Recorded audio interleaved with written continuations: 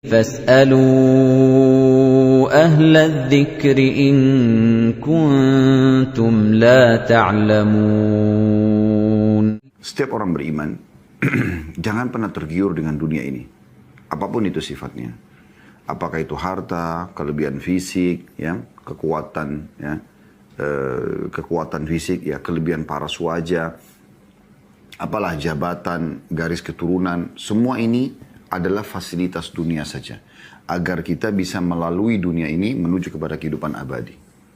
Kita ini sebenarnya adalah anak-anak akhirat. Ayah kita Adam alaihissalam dan istrinya Hawa alaihissalam diciptakan oleh Allah SWT untuk menghuni surga. Dan turun di muka bumi ini menjalankan tugas sebagai khalifah, ya, pemimpin di muka bumi ini, dan menerapkan hukum-hukum yang telah Allah perintahkan kepada beliau, dan berikut juga keturunannya dari para nabi-nabi menyampaikan masalah itu, dan akan kembali kepada akhirat. Ini perlu ditanamkan sebagai pondasi dasar hidup kita. Karena dengan seperti itu, kita akan tahu, oh ternyata dunia akan kita lalui. Seberat apapun cobaan di dunia akan menjadi ringan kalau Anda pikirkan apa yang baru saya sampaikan tadi. Dan juga sebesar apapun nikmat tidak akan melalaikan kita. Dan itu makna daripada zuhud, salah satu maknanya. Yaitu mendahulukan akhirat dari dunia. Ya. Jadi keliru ada sebagian orang memberikan pemahaman bahwasanya zuhud itu meninggalkan dunia untuk akhirat. Ini keliru. Kita tidak boleh meninggalkan dunia. Karena dunia ini fasilitas, tidak mungkin kita tinggalkan. Sehingga ada sebagian orang, mungkin dia terlalu berlebihan dalam masalah ini. Tidak mau lagi bekerja. Dia hanya duduk, dia hanya mau ibadah saja. Maksudnya ibadah dalam pandangan dia adalah hanya sholat saja. Yang lainnya tidak sama sekali. Maka tidak bekerja mencari nafkah, tidak mengejar prestasi, menjaga nama baiknya, nama harumnya. Tidak berpikir masalah ekonomi, masalah sosial. Ya, tidak dipikirkan semua itu. Bagi dia, udahlah dunia akan saya tinggalkan. Tidak, kita akan tinggalkan dunia. Tapi kita jadikan dunia ini kesempatan untuk bisa kita tunggangi meraih yang terbaik di akhirat sana. Contoh misal, Anda punya, diamanakan sebuah jabatan. Dengan jabatan itu, dengan tanda tangan Anda, dengan keputusan dari Anda, ide dari Anda, maka akan ada maslahat yang besar buat umat. Misal contoh, ya, seperti orang diamanakan sebagai presiden, sebagai raja, ya, khalifah, kalau di zaman kaum muslimin, sultan, juga ada istilah begitu ya. Maka ini semua akan besar sekali maslahatnya buat pahala, buat akhirat gitu ya. Dibandingkan orang yang tidak punya jabatan yang dia keputusannya pun hanya sekitar di dia dan keluarganya saja. Ya. Anda maksimalkan itu. Anda juga maksimalkan misalnya ilmu yang Allah amanahkan. Apakah itu ilmu agama atau ilmu yang lainnya. Anda sibuk mengajarkannya. Memberikan manfaat kepada orang lain. Gitu. Memberikan saran-saran, memberikan nasihat. Ya. Kata Nabi SAW, siapa yang bisa memberikan manfaat untuk saudaranya, lakukanlah. Begitu juga dengan masalah jenjang pendidikan, karir pendidikan. Anda kejar supaya Anda terus menambah informasi. Ya. Ilmu pengetahuan. Yang penting bermanfaat dan bukan ilmu yang haram. Selain ilmu agama. Ilmu agama itu nomor satu. Maka Anda terus raih sampai S1, S2, S3. Tingkat profesor kalau Anda bisa. Ya. Supaya nama Anda harum. Dan juga tujuannya untuk lebih banyak membaca buku. Ya, meraih prestasi dunia. Dan ini semua boleh. Dan ini masuk dalam istilah zuhud. Kita ambil contoh misalnya Abu Bakar radhiyallahu anhu dan Uthman bin Affan. Abdurrahman bin Auf. Ya. Ini orang-orang yang terkenal dengan kekayaan mereka.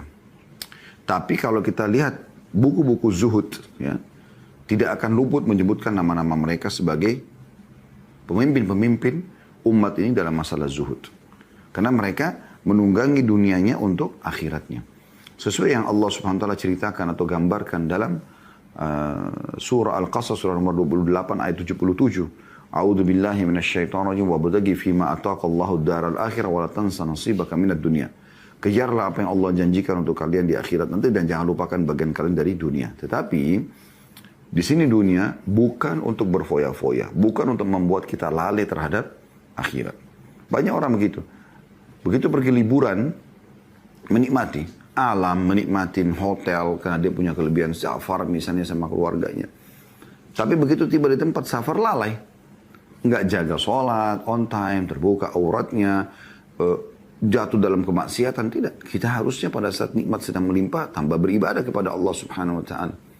Boleh kita nikmati, ya, hal-hal yang dibolehkan dalam agama seperti misalnya Anda rekreasi sama keluarga, boleh saja. Tidak ada larangan dalam masalah itu. Ya.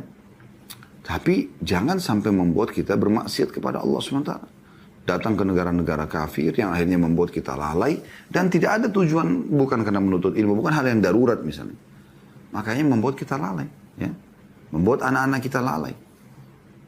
Insya Allah tidak lama lagi umroh akan dibuka. Programkan untuk umroh bersama keluarga. Jadi rekreasi keluarga sekaligus ibadah. Nah itu poin yang sangat bagus. Atau Anda harus datang ke satu negara, cari negara-negara muslim yang punya sejarah Islam, yang punya ada manfaat secara keimanan yang bisa Anda dapatkan. Oh ternyata ada begini, ada begini, ada begini. Dan ada informasi gitu ya.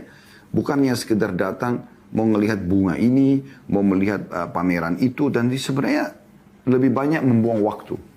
Apalagi kalau sampai memang tujuan utamanya maksiat, diskotik, bar, mabuk-mabukan, pesta, seks bebas, wana'udzubillah dan seterusnya. Ini maka akan lebih parah lagi. Ya. Jadi seorang mukmin dia tidak luput. Atau tidak meluputkan dunia untuk dia nikmati agar dia bisa beribadah. Dia kejar prestasi terbaik dari sisi ekonomi sehingga dia menjadi orang kaya dan akhirnya bisa bangun banyak masjid, rumah anak yatim, pesantren, bantu orang susah. Dia tunggangi untuk akhiratnya. Dia kejar prestasi yang terbaik kalau dia bisa dapatkan jabatan atau dia bisa mendapatkan jenjang pendidikan yang baik sehingga dia bisa menunggangi untuk akhiratnya. Umar bin Abdul Aziz rahimahullah mengatakan kepada orang-orang di sekitarnya, saya ini orang yang punya tumuh. Tumuh itu seperti orang yang punya optimisme yang sangat besar untuk menjadi orang yang besar. Beliau mengatakan, saya pernah ingin sekali menjadi wali kota Madinah dan Allah kabulkan. Setelah itu, saya berharap Allah jadikan saya sebagai khalifah muslimin. Walaupun secara urutan, Umar bin Abdul Aziz tidak bisa menjadi khalifah pada saat itu. Karena turunan dari ayah wariskan kepada anaknya atau dari saudara kepada adiknya. Gitu kan.